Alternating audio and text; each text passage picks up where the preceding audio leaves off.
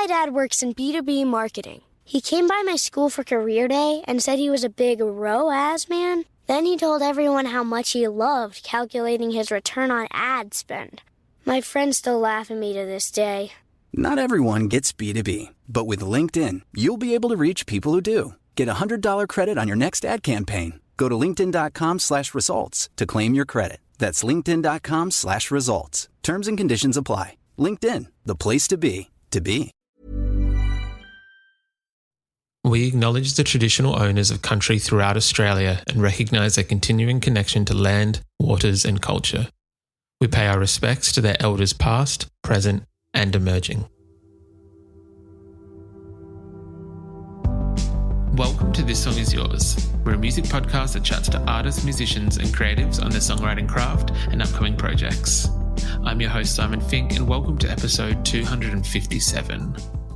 Our guests today are Ben and Alex from much-loved Adelaide garage rock band Bad Dreams. They're making an extremely welcome return this week with their incredible fourth record titled Hoo Ha. Now, don't forget to check out the show notes to this episode as they will contain all the links where you can find Bad Dreams on tour and where you can buy their record.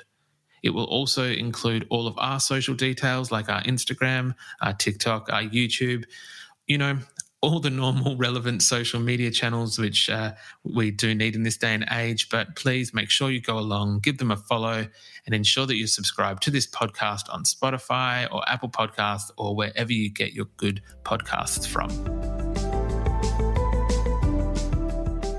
Our guests today are Alex and Ben from Bad Dreams. The garage rock band from Adelaide began releasing music 10 years ago with their EP Badlands and have gone on to become one of the most successful garage rock bands that Australia has produced. Since their inception, they've influenced bands like Pissed Idiots and Amyl and the Sniffers, and they've toured with artists like Midnight Oil and The Chats. Now, it has been a while between drinks, but they are returning this week with their fourth studio record, Hoo Ha.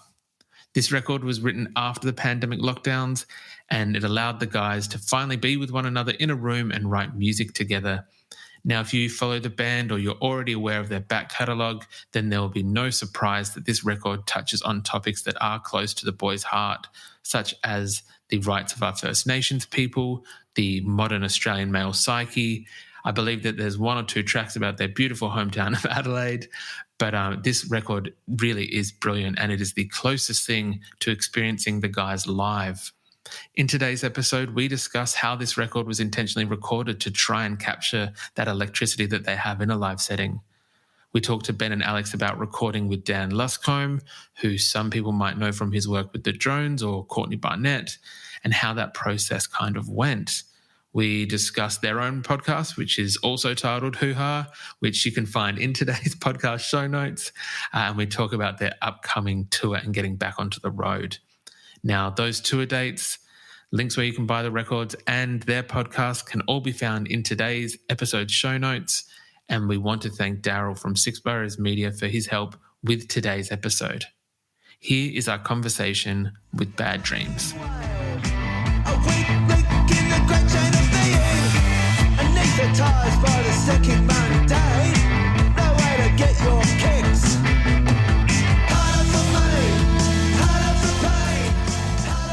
Please welcome to This Song Is Yours, Ben and Alex from Bad Dreams. Gentlemen, hello. Howdy. Hello. How are we both this lovely evening? Very well. Feeling good. It's a beautiful day. That is good to hear. It is a very exciting day. The brand new Bad Dreams record, Hoo Ha, is out now. I do want to talk about it in a second, but firstly, I guess congratulations on the new record. How are you feeling? Yeah, good. It was a long time coming with this one. We finished recording it in February last year. So, yeah, it's always good when it gets to see the light of day. Yeah, it feels like forever. The longest campaign we've definitely had to go through so far, but I think it will all be worth it because, yeah, our strongest going, I think. 100%. It is a brilliant album. As I said, I do want to touch on it, and you kind of might have already mentioned it just there in terms of the longest campaign. We're discussing it before we started recording. The album does have a accompanying, what would you call it? A side sibling, if you will, in terms of the Hoo Ha podcast. Yeah. Well, it shares the name of the album, and I guess initially it was a vehicle for helping to tell the stories of first Australians, Indigenous people, because we'd been on this amazing journey up through Arnhem Land on tour with Black Rock Band, and we were educating ourselves really around Aboriginal history and current day issues, and so we thought we wanted a way to share those stories with our listeners. So that's how it started, and then since then it's just mutated into anything goes. But it's, I guess, the premise behind the podcast ongoing was that it's kind of hard to communicate much more than, memes and things like that on social media, and doesn't really capture, we don't think, the essence of what we're really about. So I guess it's another platform to try to talk about some of the stuff that underlies our music, really. And it's been, I don't know whether, we don't really know whether, it's hard to, we don't really know whether anyone's listening, but keep sending them out there, and Ben does the production and the editing, which is awesome. And I mean, even one person even said they liked my voice, which is a first for me. So yeah. someone other than you. No, it's the good thing about the podcast format is that, like we've just previously stated, you can take up to over a year to release an album and music, and that's, as a band, that's your major vehicle to, that's your art, and that's how you put yourself forward through your lyrics and your songs. But yeah, the immediacy of the podcast is what really entices us, that we can, have conversations with people in the music industry that we like, and can sort of, if I pull my finger out in time, we can get it out pretty quickly. Yeah. I think we've kind of done our dash with the traditional album cycle, and I think we, from now on, in all things, including music, there's going to be a lot quicker transition from farm to table. Farm to phone.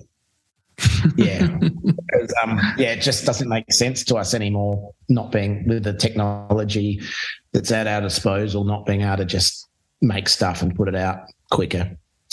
So, yeah, watch this space, I guess. Look, I know that there are quite a few people listening. Just to touch on what you mentioned before, I think that I know that you're Adelaide-based boys. Well, I know Alex, we discussed before as well, based just outside of Bendigo. But here in Adelaide, there is a lot of people that talk about it. I've spoken to interstate people about it, and it is an incredible. Anyone who hasn't listened to the details, along with the album, we'll put the podcast details in the show notes for this episode. But it does have some incredible guests, as you mentioned, First Nations personalities, and then telling their stories. And then there's Fitzy, I think Scott from Pavement made an appearance recently as well, which incredible episode. So look, very excited for whatever kind of journey that takes you on as well. Very excited to see where it goes. Thanks. Of course. As we mentioned, there is a brand new album, Hoo Ha. I feel like I have to say it as well with that kind of punctuation. Is the punctuation correct with the exclamation point? It's up to your interpretation. I mean, it's had a few iterations in popular culture, like the Albert Ben Simon, which you know as an Adelaide person, I guess, if you're old enough. No Hoo Ha. And then there's the Michael, the Scent of a Woman, Pacino. He was more of a hoo ha. So you can chuck it out there however you want. And Ben actually came up with we were in the little Airbnb when we were recording, and in the song New Breeze, Ben ad-libbed this hee-haw, the lyrics hee-haw, and we were talking about. I said, "Oh, I really liked it when you did hee-haw," and I said, "Oh, it's a shame we can't call the album that, because obviously there's a birthday party EP, I think, of the same name." And then Ben's like, "Oh, why don't we call it Hoo-Ha?" We're like, "That's it." Brilliant thinking by yourself there, Ben. Well, then we finished our tubs of ice cream and played FIFA all night. This brand new record is the fourth in the discography of Bad Dreams, and as I said, it is a brilliant record. I want to touch on the recording, the production, and everything in a little bit. It is the first record since 2017. I think Doomsday Ballet was 2017, which is obviously, I think, the longest time between drinks for Bad Dreams fans. Was that not a conscious decision, but I guess what was the thinking behind having it come out now in 2023? It was 2019, I think, Doomsday Ballet, but it still is 4 years. I think the simple answer to that really is COVID. We just, we were in separate states, so we couldn't really, unlike some bands, we couldn't really do stuff together. And and it was all, it's just all stop-start, really annoying. So it was really quite hard to be creative, I found anyway. Like when COVID started, we were on tour in England, and that got sort of cut short, and we had to come back and go into quarantine. And I was like, this is awesome. I'm just going to record music non-stop for 2 weeks and we'll make 17 albums. But I quickly found that sort of lockdown life didn't lend itself at all to me to being that creative. And it was kind of only once we managed to get out and start playing shows and be able to see each other that it felt like the right vibe to record an album. But in fact, Ben and I had written quite a lot of other songs that were mainly written in our home studios, and we sort of started recording another album, which was quite a different flavour, which will probably come out later this year. But that didn't feel like the right thing to do to bring the band back together. And what the one that we wanted to do once we got back together was, more classic Bad Dreams, I guess, just doing what comes easily, which is rock and roll, playing in the room together. And then once we were able to do that, it all came fairly easily. 100%. Was there, I guess, because I feel that a number of musicians we've spoken to during that period, there were attempts at, trying things virtually or having the jamming in 4 different locations. Was that ever attempted, or was it just something that's not was it not conducive? But didn't work. We sort of had a album demoed, and but it was more, it wasn't. It was, people weren't really on the same page about the songs because we hadn't, been playing them. We hadn't been able to play them with the other guys, and so we sort of parked that. We did try to do a live session between Adelaide and Melbourne at one point, but it was just from the first 10 minutes you realise it's not going to work. Yeah. You try to do everything you can, but nothing really can. There's just nothing that compares with being in a room playing together to create, really. You can come with ideas, but there's a ceiling to doing everything on a laptop. One thing I've learned over many years of writing songs, as much as it may not like it, if the vibe's not right, whether it's whether you're by yourself or with other people, then it's not, it's best just to down tools, because you can spend you know, I know from the way that I work, I could write a good song in 3 minutes if the mindset and the time and the vibe is right. But I could spend 3 weeks, but I could also spend 3 weeks on a song that's crap. So I've kind of, even though it goes against my personality, like I like to do things and get things done, but you kind of can be wasting your time. And that, I guess that's what we found in COVID. It was, even though I had the time to be writing music, like a lot of it I didn't think was very good because it was just wasn't in the right headspace. And then, in fact, there was one day when it was the whole thing was coming sort of close to coming to an end, and I went for a walk through the bushland behind my place and came back, and I was just, like the time was right. And I think I wrote the ideas to Jack, Mansfield and See You Tomorrow in about 10 minutes. Just like, because, came back, and it was actually around the time when both Pissed Idiots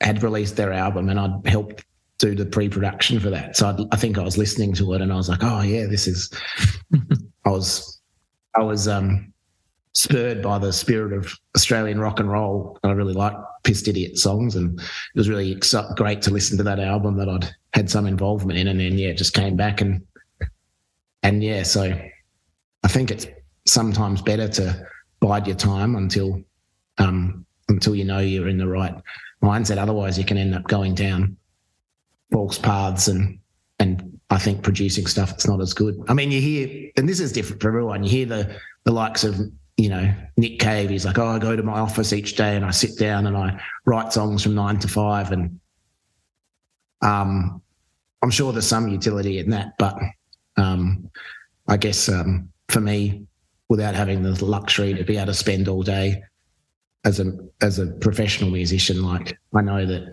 sometimes it's best just to do something else and wait till you're ready to strike. 100%. With the songwriting within the band and between the two of you, is that a normal process that you'll I guess I want to say almost spit out songs, because it sounds like 3 in 1 afternoon is quite a prolific afternoon for yourself. Is that I guess a normal process for the band in terms of both of you respectively bringing songs in, or is it the band? Ben and I are very lucky in that the band basically started around us writing, like before Bad Dreams existed. Ben and I started doing songs together, and we've always had a very fortunate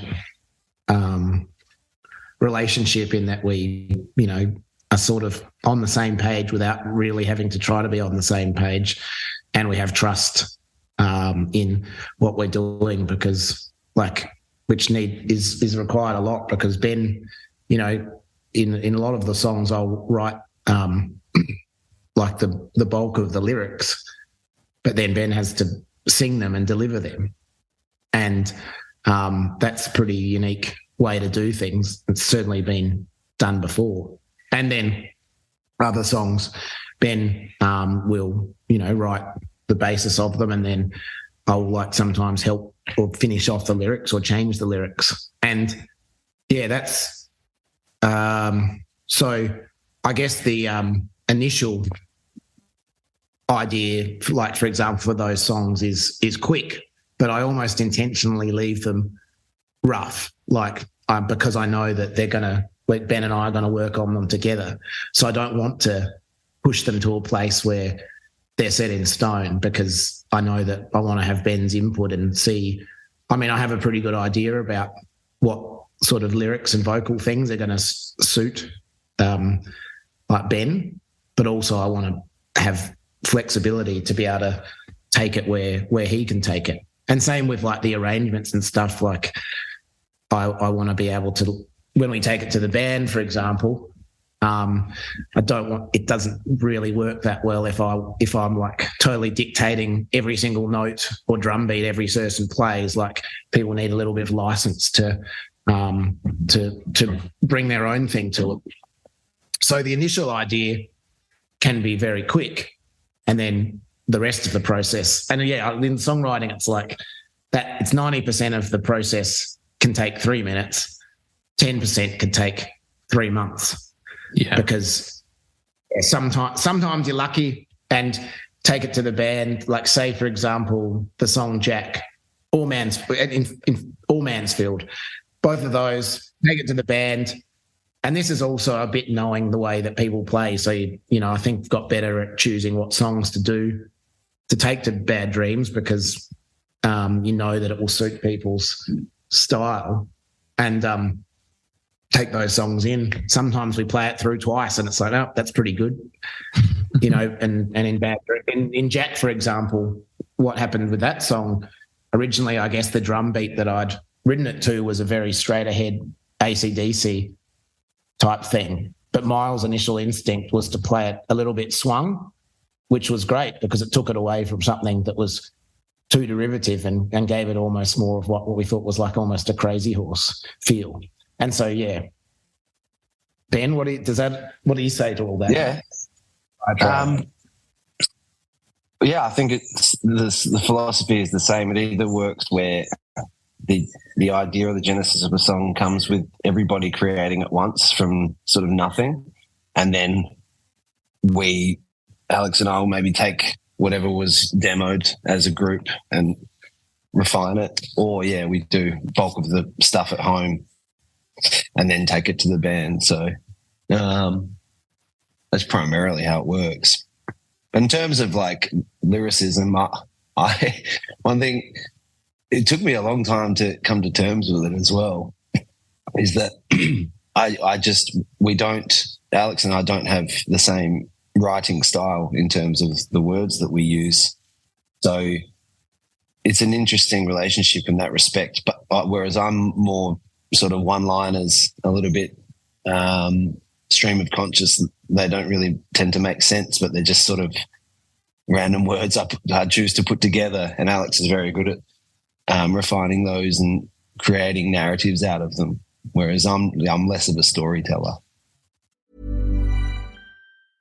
My dad works in B2B marketing. He came by my school for career day and said he was a big ROAS man. Then he told everyone how much he loved calculating his return on ad spend. My friends still laugh at me to this day. Not everyone gets B2B, but with LinkedIn, you'll be able to reach people who do. Get a $100 credit on your next ad campaign. Go to linkedin.com/results to claim your credit. That's linkedin.com/results. Terms and conditions apply. LinkedIn, the place to be, to be. Ryan Reynolds here from Mint Mobile. With the price of just about everything going up during inflation, we thought we'd bring our prices down. So to help us, we brought in a reverse auctioneer, which is apparently a thing. Mint Mobile Unlimited Premium Wireless. How to get 30, 30, bit to get 30, bit to get 20, 20, 20, bit to get 20, 20, bit to get 15, 15, 15, 15, just $15 a month? Sold! Give it a try at mintmobile.com/switch. $45 upfront payment equivalent to $15 per month. New customers on first 3-month plan only. Taxes and fees extra. Speed slower above 40 gigabytes. See detail. I would love to know how the two, and I'm sure you've probably gone over it in other press as well, so we don't have to labor on it for too long, but I'd love to know, I guess, how the two of you stumbled upon this working relationship together, because it, as you kind of mentioned before, Alex, it isn't, while you might not be the first duo to ever do it, it is somewhat of a unique kind of situation that you're in. Is it, I'll ask, yeah. Well, how it happened was that I'm about, how much older? I'm quite a few years older than Ben. Don't tell him. Don't tell him. Don't tell him. I'm about 30 and he's about 20. So when we met, he was about 10, about 20. But I'd moved back from Melbourne and I'd been in another band, and I had it was a similar thing. There was the singer of that band, and I would write the musical ideas, and he would. But in that thing, it was more he would write the lyrics and vocal parts more himself. But I've always liked that. I've always had my main interest in doing music is writing songs, but I've also never felt like I am a frontman or someone that wants to perform those songs. because I don't think I can do them justice. It's just not my thing. I don't have a voice that is particularly sort of malleable, so it's a bit limited. And so anyway, moved back to Adelaide, and what actually happened was that Ben's brother was a singer in another band, and I sort of started hanging out with them, and I was doing maybe helping them record some demos, and Ben was hanging around like the classic younger brother, and I sort of had sworn off doing music seriously at this time, but then I obviously just couldn't give it up, like, you know, the addiction it is.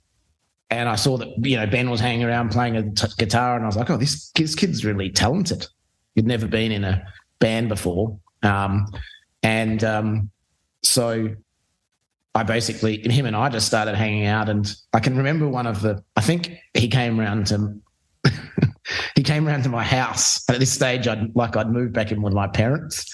And I think in retrospect, he said it was quite weird because, like, he came around to my house, but it was actually my parents were there. It was like being school kids again, and we went up to my bedroom and like doing some songs, and then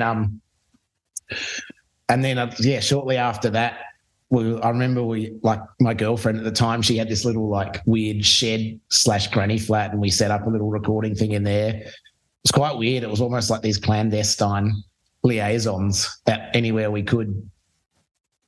And then, and then just almost by accident, the two of the guys, Miles and James, who were in Ben's brother's band, were keen to come and play with us on bass and drums. And then Ben's brother was doing a night, like putting on a night, and they needed a band to fill in.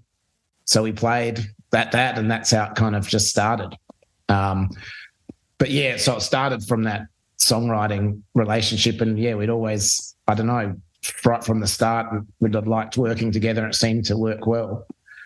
And then, it's been great over the years because Ben's really developed as a songwriter and been able to go on his own sort of songwriting journey, and also as a performer. And I guess we both have as well, but the core of that relationship stayed pretty constant, even though like the music we might have been writing at the very start was a little bit different, but we've always been able to, whenever we've come together, like we've basically never had an argument over songs or anything like that. Just, you know, might disagree or not share exactly the same tastes on everything we do, but it's usually we just are able to work well together, which is awesome, actually.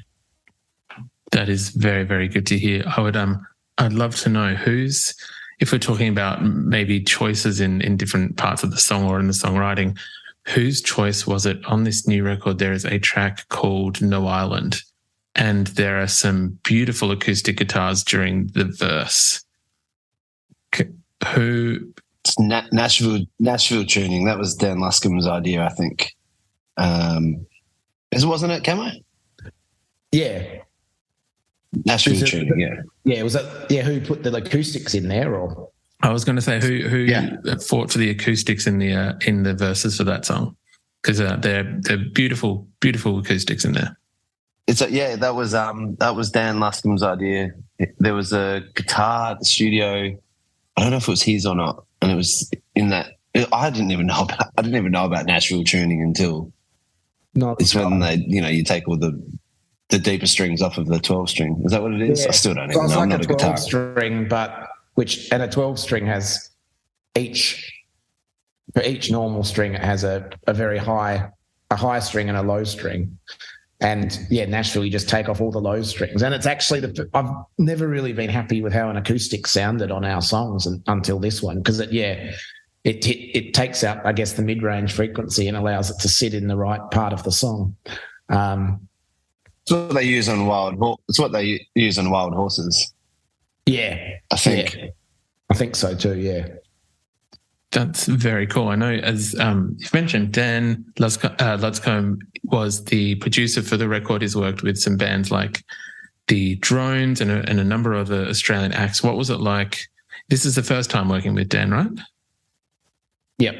What was the experience like? Really good. Probably our best recording experience so far. And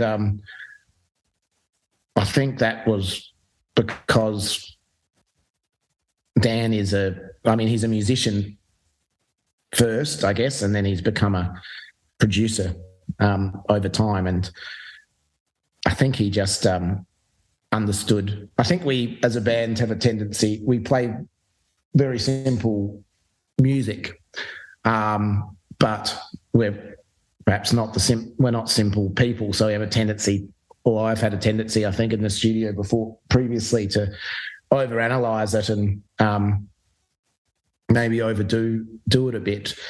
And I think Luscombe was very good at just making sure that we didn't do that, because the type of music we play is meant to be pretty instinctive and not have all the edges buffed off it.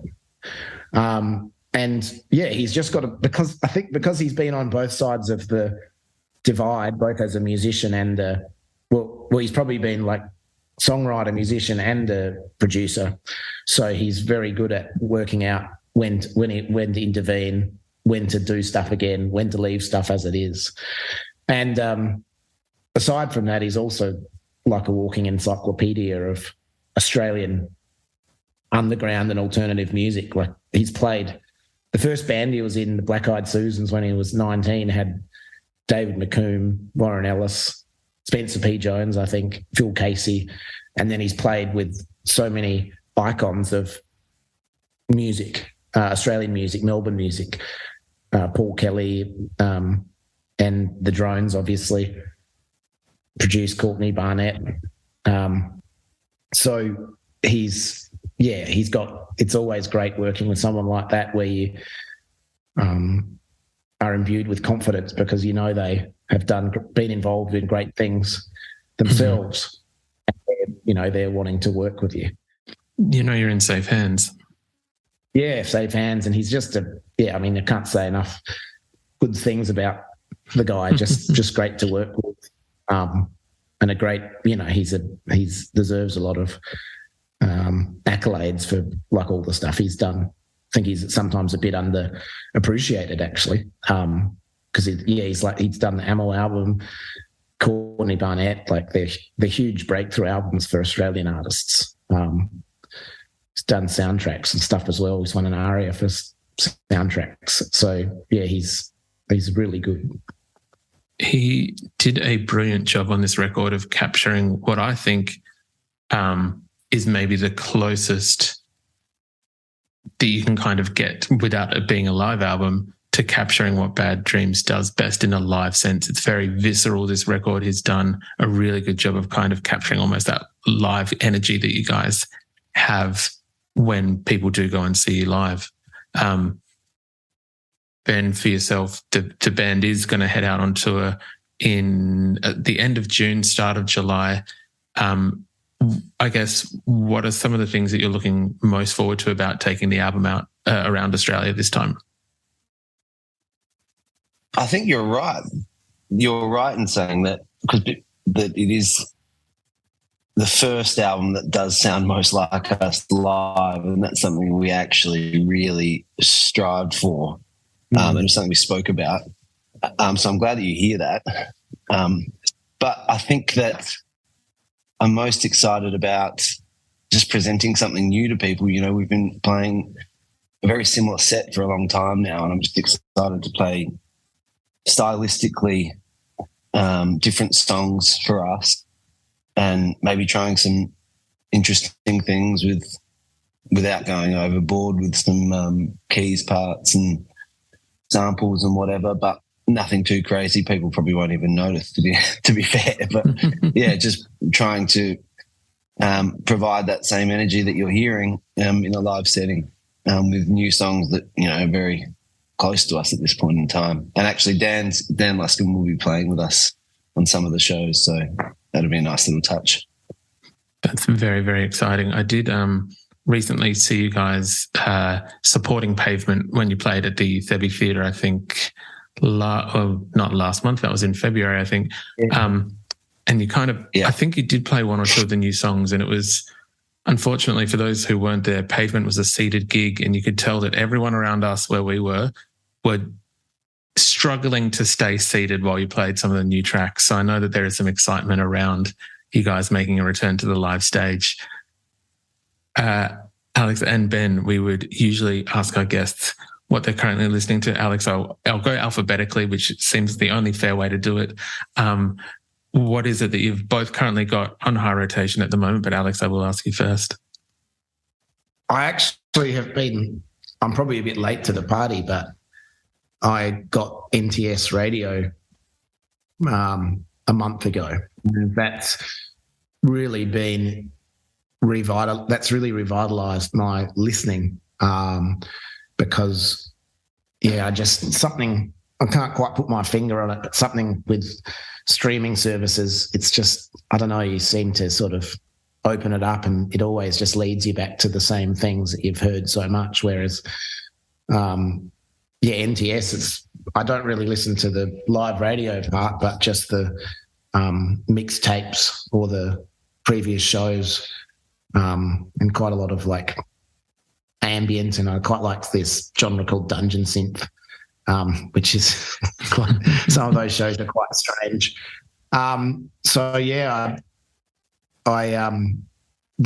listening to a lot of that music, but in terms of actual albums, I like the Floodlights album. I think they're a good band. Body Maintenance is a band from Melbourne who their new album, sort of post-punk with a bit of a gothic tinge, is really, really awesome. Split System, band who we share our new bass player with, is Dion. They're awesome, just like right in my wheelhouse, Australian rock and roll. And other than that, I'd been like revisiting a bit of Van Morrison, actually. I was listening to and Richard and Linda Thompson. I listened to Jared Quarrell from Lost Animal do a thing on an interview where he was going through some songs, and he played a song of Third on Fleece, Van Morrison. So I've been listening to that album a fair bit, and also that Linda and Richard Thompson album. Yeah. Very, very solid choices. Ben, what about yourself? Well, you can tell that we talk to each other about music all the time, because I was going to say NTS as well. Specifically, there's a show by a girl called Suki Sue, I think is how you pronounce it. It's kind of like she plays modern classical electronica. She's a nice little niche to be in. And I guess I've been pretty obsessed with Slow Tie as an artist in all facets, musically, and his film clips just kind of blow my mind. Nothing really within the same sort of confines of the genre that we play, but I think, it's good to expand sometimes, and that's sort of where I've been sitting in just some weird spaces. Yeah, as you probably know, one of the problems with being obsessed with music for so long is that, you do it to death. And so you have to, that's why, and especially then when you're, unfortunately, whether you like it or not, sometimes listening becomes like research. So the genre that you play, guitar, indie guitar, post-punk, whatever our stuff is, you kind of have listened to it a lot, and it's almost sometimes a bit like work when you're listening to that. So I think that's why I like to listen. I mean, I've actually come full circle in my life and listening to a lot of classical music, which I grew up playing the violin, but I never had any real passion for classical music, or not that I recognised. But now, I really enjoy listening to, I really enjoy listening to a lot of classical music too, because it's not, I'm never going to be writing classical music or anything, so I can actually enjoy it purely as a piece of art rather than trying to dissect it too much. 100%. I think it definitely helps to have a varied taste, if you will, to be able to, not even a palate cleanse, but it keeps you refreshed on I guess, almost copying what you said, it not being work when you are listening to your own music. Both Alex and Ben, thank you very much for coming onto the podcast. Congratulations on Hoo Ha, which is the brand new Bad Dreams record, which is out now. All details will be in the show notes, but thank you for coming onto the podcast. Oh, thanks for having us, Simon. Thanks so much. That was great.